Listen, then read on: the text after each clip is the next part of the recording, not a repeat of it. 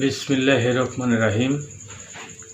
আলহামদুলিল্লাহ, সকল প্রশংসা সেই মহান রবের, আর লক্ষ কোটি দরুদ ও সালাম বিশ্ব নবীর প্রতি। দিনী যুগের ভাই ও বোন সবার প্রতি আমার আন্তরিকত সালাম।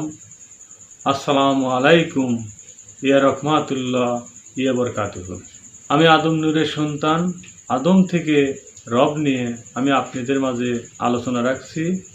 আজকের আলোচনা রওজা ও মাজার ও কবর, এর উপর আমি কিছু আলোচনা রাখব। যে তিনটি স্থান দেখানো হয়েছে, যে রওজা ও মাজার ও কবর, এই যে তিনটা জিনিস আমরা দুনিয়াতেও দেখতে পাই। কোন ধরনের মানুষ তিনটা জায়গায় অবস্থান করে। এখানে দেখা যায় রওজাতে থাকে হলো সেই নবী, আর মাজারে দেখা যায় এই অলি পীর সাহেবরা এবং হচ্ছে, আর কবরস্থান যেটা দেখা যায় সেখানে এই আম মানুষগুলো সেই কবরস্থানে তাকে মাটি দিচ্ছে। এই যে তিনটে স্থান দুনিয়াতে লক্ষ্য করলে এটা দেখা যায়। এর মূল হাকিকত, যে মাজার তৈরি করলো কোন ব্যক্তি, যে মাজারে মায়ের থেকে আমি পেয়েছি, আর সেই মাজারে কারা কারা বাস করে। 1,24,000 মতান্তরে 2,80,000-এর ঊর্ধ্বে নবুয়ত নফস বাস করে সেই মাজারে। আরও কয়েকজন থাকে এই মাজারে। সে কয়েকজন কারা? যেখানে বলা হয়েছে আপাতস বাতখাক, জিব্রাইল, মিকাইল, ইসরাফিল, আজরাইল, এবং সেই আল্লাহ পাকের যে শর্ত, আল্লাহ পাকের যে নূর, সেটাও থাকে। আরেকটা থাকে সেই আহমদুন সত্য। এতগুলো এই মাজারের মধ্যে তারা থাকে। রওজা, যেখানে নবীর কথা বলা আছে, এই মানব দেহে সেই নবীদের একটা মোকাম আছে। সেই মোকামকে বলা হয়েছে রওজা ঘর। সেই ঘরে নবী থাকে। আর এই যে কবর একটা অন্ধকার জায়গা, তাহলে কবর হলো অন্ধকার জায়গা। সেখানে কারাবাস করে যারা ঈমান আনে নাই, ঈমান আনয়নকারী না, আল কোরআনের ছায়ার নিচে আসে নাই, আল কোরআনের হেদায়েত গ্রহণ করেন নাই। তারা এই অন্ধকার জগতে, অন্ধকার কবরে তারা যাবে। তাদের কবরে কোনো আলো বাতি কিচ্ছুই থাকবে না। কেননা তারা সেই দ্বীনি নূরের, দ্বীনি হেদায়েত, আল কোরআনের হেদায়েত তারা গ্রহণ করেন নাই। তাই তাদের কবরে আলোবাতি কিছুই থাকবে না। এখানে এক মৌলবাদী বলেছে, ফেসবুকে আমি দেখেছি, খারাপ ভাষায় তিনি বলেছে যে মাজার পূজারীর বাচ্চারা, এবার তোমরা সাবধান, তোমাদের মাজার ভেঙে দেওয়া হবে। আমি ওই ভাইকে বলি যে ভাই, তোমার মা তোমাকে মাজার রূপে এই পৃথিবীতে প্রেরণ করিয়াছে, আর সেই মাজারে কারা কারা থাকে সেটা তুমি শুনতে পারলে।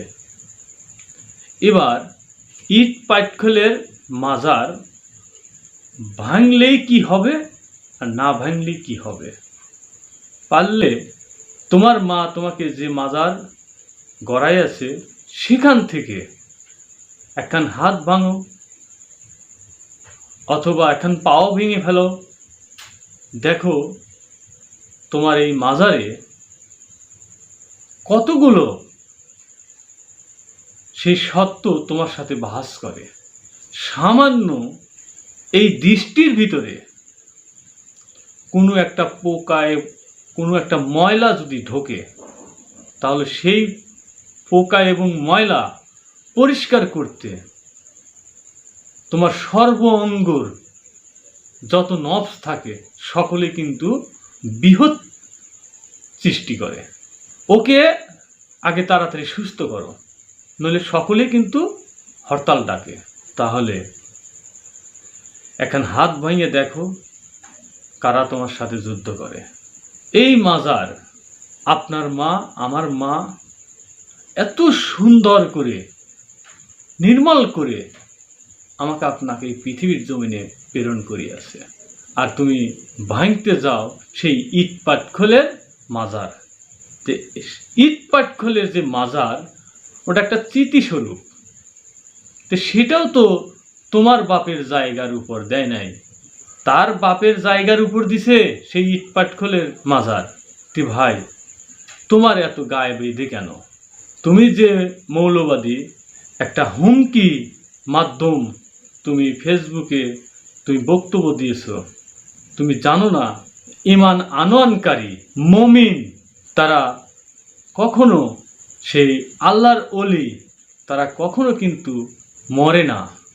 আল কোরআনে প্রমাণ করে যে আমার ওলিদেরকে তোমরা মৃত্যু বলিও না। তাহলে তুমি সেখানে যদি থাকো, আল কোরআন ধরে যদি থাকো, তাহলে তো তোমার এ কথা জবান দ্বারায় বের হওয়ার কথা না। আরেকটা জিনিস তুমি লক্ষ্য করে দেখো, যেখানে সেই আল কোরআনই বলছে যে লাকুম দিনুকুম ওলিয়ালা দিন, তুমি তোমার ধর্ম পালন করো আর আমি আমার রবের ধর্ম পালন করি। নবীর আদেশ আছে, ধর্ম কখনো জোর জুলুমি নয়। তুমি কোন কাতারে আছো ভাই, এবার তুমি নিজেই বিচার করে দেখো। আর এটা স্বাধীন বাংলা, স্বাধীন রাষ্ট্র। এই রাষ্ট্রে হিন্দু, খ্রিস্টান, বৌদ্ধ, মুসলমান বিভিন্ন জাতি এই বাংলাদেশে বাস করে।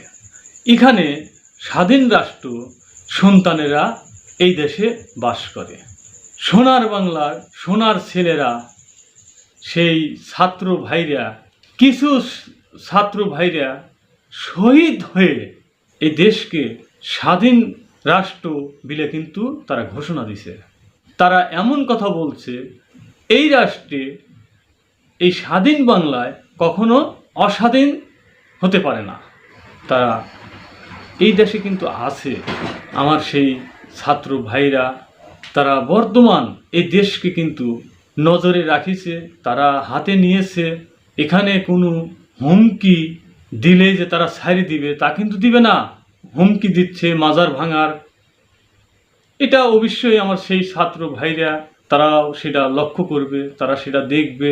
সেই ঈমান আনয়নকারী মানুষগুলো তারা এমন কোনো অন্যায় রাজনীতি, কোনো দলবদ্ধ, তারা কিন্তু মারামারি এগুলো নিয়ে কিন্তু তারা থাকে না।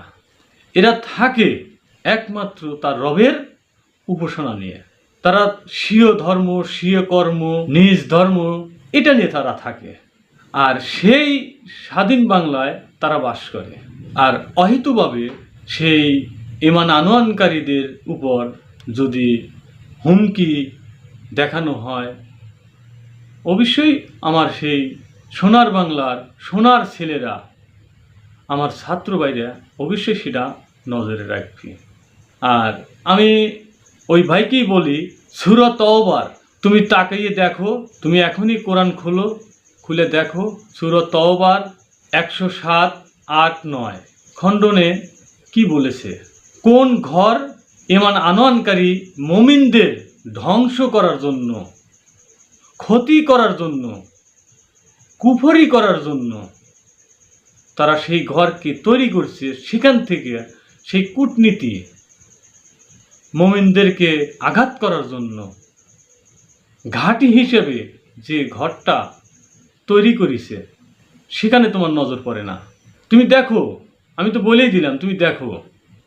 এবং সেই 8 নম্বর 108-এ আল্লাহ পাক সেই নবীকে কি বলল, আর ওই যে ঘরটা যে তৈরি করছিল, সেই ঘরটা যখন তারা এসে বলল যে আমরা তো আপনার এই ঘরটা তৈরি করছি আপনার উপাসনা করার জন্য, আপনারই ইবাদত করার জন্য, সঙ্গে সঙ্গে আল্লাহ পাক বলল ওরা মিথ্যাবাদী, ওরা মুমিনদেরকে ক্ষতি করার জন্য এখানে সেই ঘাঁটি হিসেবে এই ঘরকে তৈরি করা হয়েছে।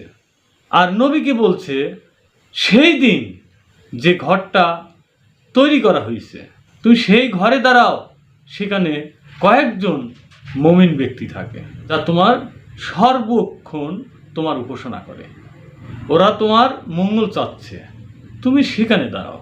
তাহলে কোন দিন? সেই দিন সেই ঘরটা তৈরি করছে, সেই ঘরে নবীকে যাওয়ার পারমিশন দিচ্ছে। কে দিচ্ছে? মহান স্রষ্টা। আর এখানে তোমার চোখ পড়ে না।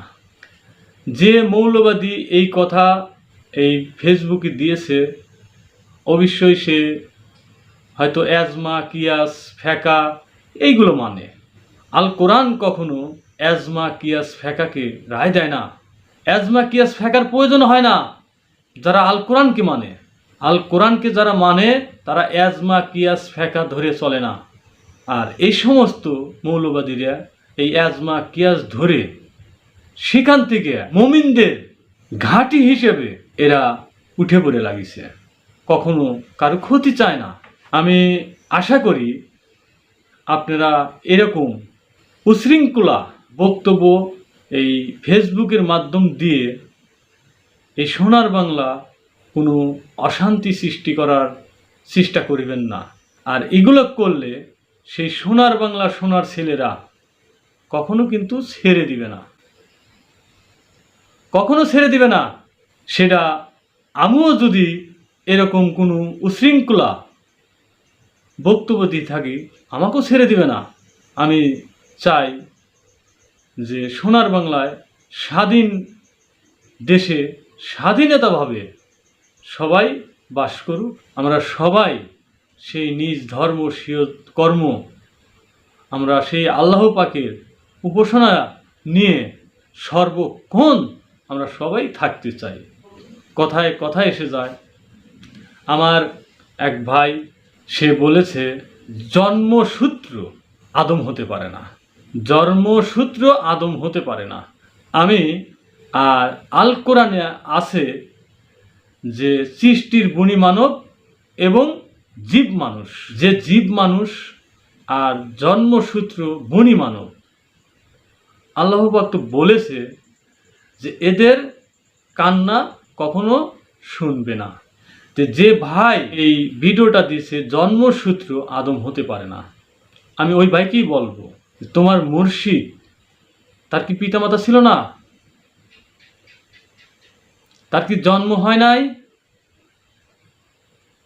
তোমার এখানে কি দৃষ্টি পড়ে নাই? আর জন্ম হওয়ার পর সে সকল বিদ্যা যে শিখতে পারে, এটা কি তুমি জানো না, বোঝো না? যে জন্ম নেওয়ার পরেই তো আরবি শিখি, বাংলা শিখি, ইংলিশ শিখি, উর্দু শিখি, শেখা তো যায় নাকি মার গর্ভে থেকেই আরবি ইংলিশ সব শিখে আসে?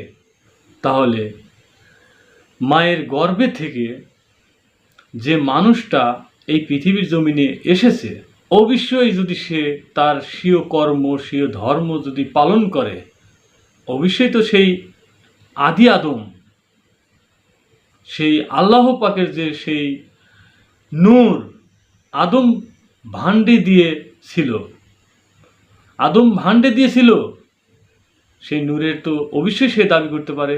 তার যদি লেখা পড়া যদি সেটা থাকে, সে দাবি করতে পারে। তাহলে কি করে আপনি বলতে পারলেন যে জন্মসূত্র কখনই আদম হতে পারে না? তাহলে আমি এটা বুঝি আপনি আপনার মুর্শিদকে আপনি নিজেই মানেন না। আরেকটি কথা, কোন আকার সুরতে আছেন? আপনার নিজের কি অস্তিত্ব বিলে তাকান না? আপনি কি আদম সুরতি নাকি গরুর সুরতি? আপনি মানুষ নাকি আপনি সৃষ্টিকুলের কুকুর? আপনি নিজের পরিচয় আপনি নিজে দিতে পারেন না, আপনি আরেকজনকে বলেন যে জন্মসূত্র আদম হতে পারে না। তাহলে এটাই বোঝা যায় যে আপনি আপনার নিজকে অস্বীকার করে চলেন, কারণ আপনি নিজে কখনো কোনো দিন সেই আদম হতে পারবেন না।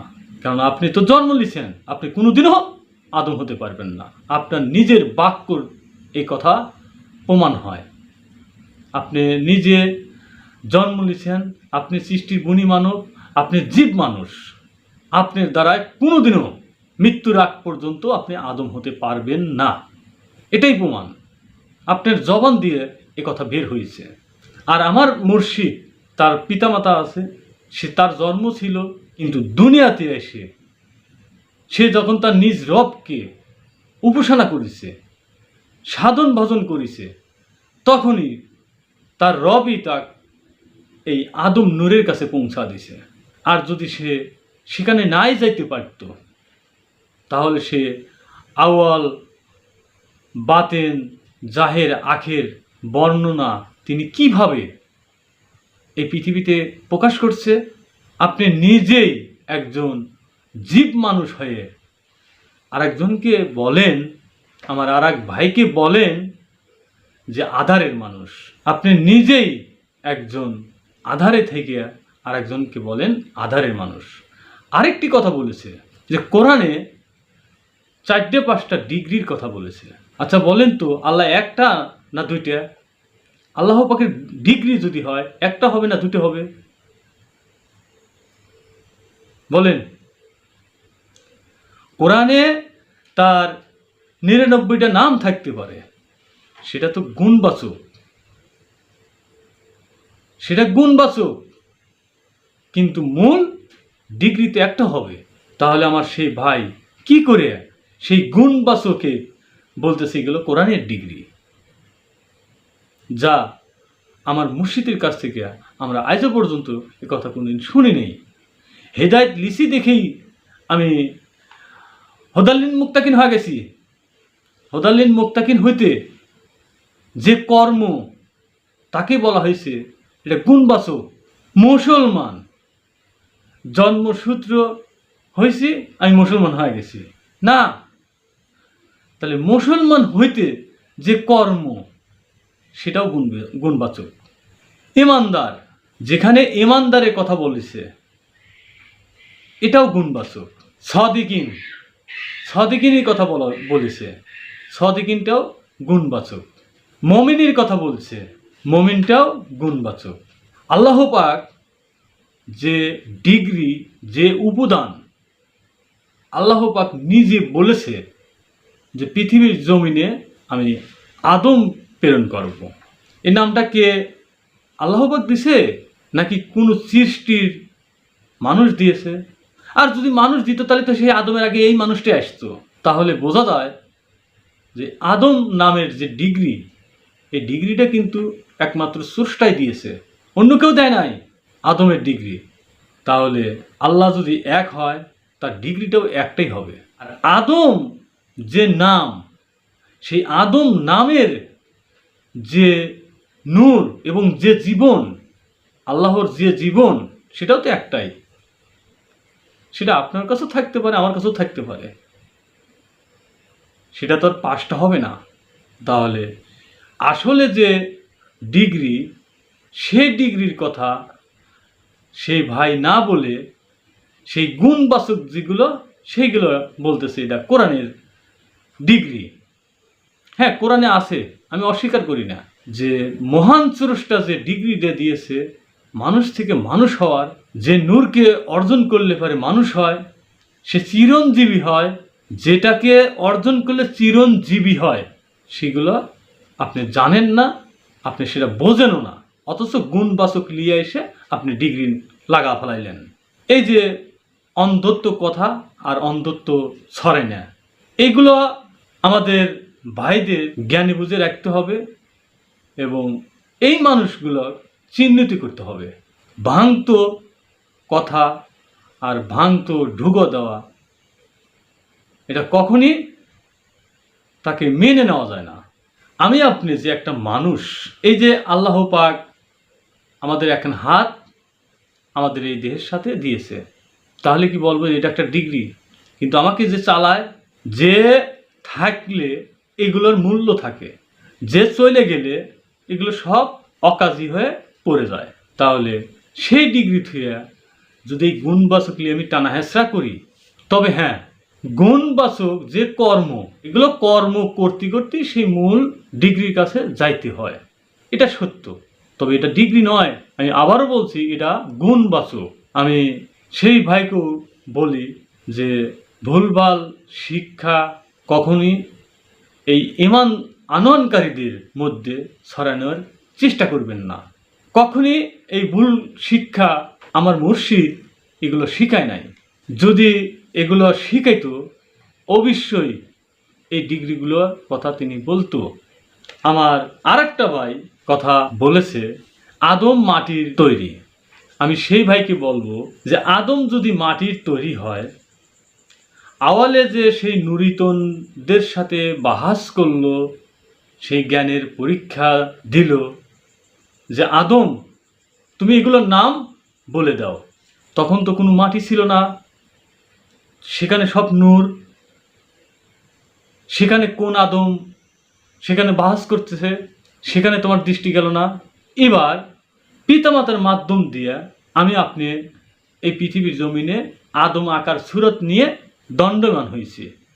এবার বলেন ভাই, আপনার মায়ের গর্ভে কয়ডালি মাটি দিয়েছিল, আপনি সেখান থেকে সেই মাটি দিয়ে ছেনে মেনে আপনাকে বানায়া এই পৃথিবীতে পাঠাইছে। অন্ধত্ব কথাবার্তা যা আমার মুর্শিদ কখনই এই মাটির আদম তিনি মেনে নেয় নাই, সে কখনো স্বীকৃতিও দেয় নাই যে মাটির আদম। তাহলে আপনারা কোন শিক্ষা গ্রহণ করেন? কোন শিক্ষা গ্রহণ করেন? আপনাদেরকে যে চোখের মধ্যে আঙুল ঢুকো দিয়ে দেখা দেওয়া হয়, তারপরও বলেন উল্টোপাল্টা। উল্টোপাল্টা বলেন কেন? আপনারা আল কোরআনের হেদায়েত গ্রহণকারী, ঈমান আনয়নকারী। অবশ্যই কোন কর্ম করলে, কোন ইবাদত করলে সেই আদম নূরকে জয় করা যায়, আদমে পরিণত হওয়া যায়, সেটা না জানলে আর একটা ভাইয়ের কাছ থেকে সেটা শুনেন। বড় হওয়ার জন্য বক্তব্য দিয়ে কোনো লাভ হবে না। যেটা ন্যায় নিরপেক্ষ আমাদের সেটাই বলতে হবে। বলে যে কি সব ভাই এইটুপে ভিডিও ছাড়ে। তো ভাই, তুমি তো নিজেই বলে গেছো যে 30 বছর 35 বছর আমরা হেদায়েত নিছি, আজও পর্যন্ত এই মাটির আদম নাকি আল্লাহ পাকের নূরের আদম এটি নির্ণয় করে বাইর করতে পারলে না। আর আপনারা বলেন যে কি সব ভাইরা বক্তব্য ছাড়ে। যে আমি তো আশা করছিলাম যে আমার হয়তো যারা 30 বছর 40 বছর হেদায়েত নিছে, যে ভাইরা নিছে, তারা অনেক আগে আছে। তারা কিভাবে সেই আওয়াল থেকে এই বর্তমান মানুষ কিভাবে হলো এর বর্ণনা দিবে, এই আশা করছিলাম। যেখানে হিন্দু শাস্ত্রে বলছে 84 লক্ষ জুনি ভবন করে এই মানব জন্ম, তাহলে কিভাবে এগুলো ঘুরছে উঠে আসতেছে, এই সমস্ত তো বর্ণনা আপনাদের কাছ থেকে আমি আশা করছিলাম, কিন্তু সেটা তো বলেন না। আদম আকারে সুরতে থাইকে যদি বলে যে আমি আদম না, তাহলে প্রশ্নটা কিন্তু এরকমই আসে যে ভাই তাহলে তুমি কোন সৃষ্টি বলো? তুমি কুকুর, শুয়ার। আদম আকারে থেকে, আদম সুরতে থেকে, আদম বাঘ দিয়ে, আদম দৃষ্টি দিয়ে, আদম অন্তর নিয়ে চলতেছ ফিরতেছ, আর তোমরা বলো আদম মাটির পুতুল। অনেক হিদায়তি ভাই এই আদম নূরকে জয় করার জন্য, আদম নূরকে অর্জন করার জন্য অনেকভাবে চেষ্টা চালাইছে। আর আমি কোন চেষ্টা চালাইছি আজকে শোনেন। আমি যেগুলো বলি এগুলো সাক্ষী রেখে বলি। আমার মুর্শিদের দোকানে সে চেয়ারে ভার বসে আছে, এর মধ্যে আমাদের এক ভাই সে একটা কাঁঠাল নিয়ে আসলো। সেখানে কয়েকজন আরও আমাদের ভাইরা ছিল। তখন আমার উদ্দেশ্য আদম নূর ধরব কেমনে? সবাই তো বলে আদম নূর ধরা লাগবে, আদম নূর অর্জন করতে হবে। সেটা আমি ধরব কেমন করে? তখন আমি বললাম যে এই যে আজিদ ভাই, এই যে আমার ভাই কাঁঠাল নিয়ে আসলো, এই কাঁঠালকে দেখা যায়, ধরাও যায়। আর আমাদের হুজুর বলে আদম নূর ধরো। যে আদম নূর ধরব কীভাবে সেটা তো আমরা বুঝতেছি না। তোমাকে আদম নূর দেখা দেয় নেই। তখন আমি বললাম যে হুজুর আমি জিনিসটা বুঝতে পারিনি, তা আমাকে বুঝাইয়া দেন। তখন তিনি বলল, কেন তোমাকে বলি নেই তুমি দৃষ্টি ধরো, তোমার জবান ধরো, তোমার হাত ধরো, পাও ধরো, তোমার অন্তর ধরো। অর্থাৎ যতগুলো খারাপ কাজ হয় আমার দ্বারায় সেই কাজগুলোর থেকে বিরত থাকতে হবে, আর যেটা ভালো সেইটা করতে হবে। এরই নামে আদম নূর ধরা। এবং আদম নূরের যে আলো জ্ঞান, সেই জ্ঞানকে ধরা। নতুন করে আপনি কোনো জিনিস কোনোটাই ধরতে পারবেন না। আল্লাহ পাক নতুন করে আপনার ভান্ডে আর কোনো জিনিস বসা দিবেন না, যে আপনার বাইরে কিছু আছে সেটা ধরবে, ধরে নিয়ে এসে ভিতরে বসাবে, এরকম কোনো আইন আর নাই। বাংলা হিসাব আমার মুর্শিদ পাক একথা কয়েকজনের সামনে বলেছে, অথচ সেই আদম নূরকে ধরার জন্য অনেক ভাইরা উন্মাদ পাগল হয়ে আছে। তারা বুঝতেই পারে না কিভাবে সে যে নিজেই ওইটা হয়ে আছে, নতুন করে আবার আদম নূর ধরবে চাচ্ছে। জ্ঞানে বুঝে আসে না। আমি যদি আমার এই হাতখান দিয়ে যদি কোনো অন্যায় কাজ করি, তাহলে কি আমার হাত থাকবে? আমার অন্তর দিয়ে যদি কোনো কুবাসনা কুমন্ত্রণা দিয়ে থাকি, আমার অন্তর থাকবে? আমার দৃষ্টি দিয়ে যদি কোনো খারাপ কিছু দেখে থাকি, আমার দৃষ্টি থাকবে? আমার জবান দিয়ে যদি কোনো খারাপ ভাষা কিছু বলি, আমার জবান থাকবে? আমার পাও দিয়ে যদি কোনো খারাপ জায়গায় হাইটে যায়, আমার পাও থাকবে? থাকবে না। তাহলে আপনার আদম নূরও থাকবে না। কেননা আদম নূরটা আল্লাহ নূর, সেটা একটা পবিত্র জিনিস, পবিত্র জায়গায় সেটা থাকে। আমি যদি পবিত্র হই, আল্লাহ পাকও পবিত্র। আর আমি যদি অপবিত্র হয়ে যাই, তাহলে আর সেখানে আল্লাহ পাক সে ঘরে থাকেন না। আল্লাহ পাক খারাপ কিছু করেন না।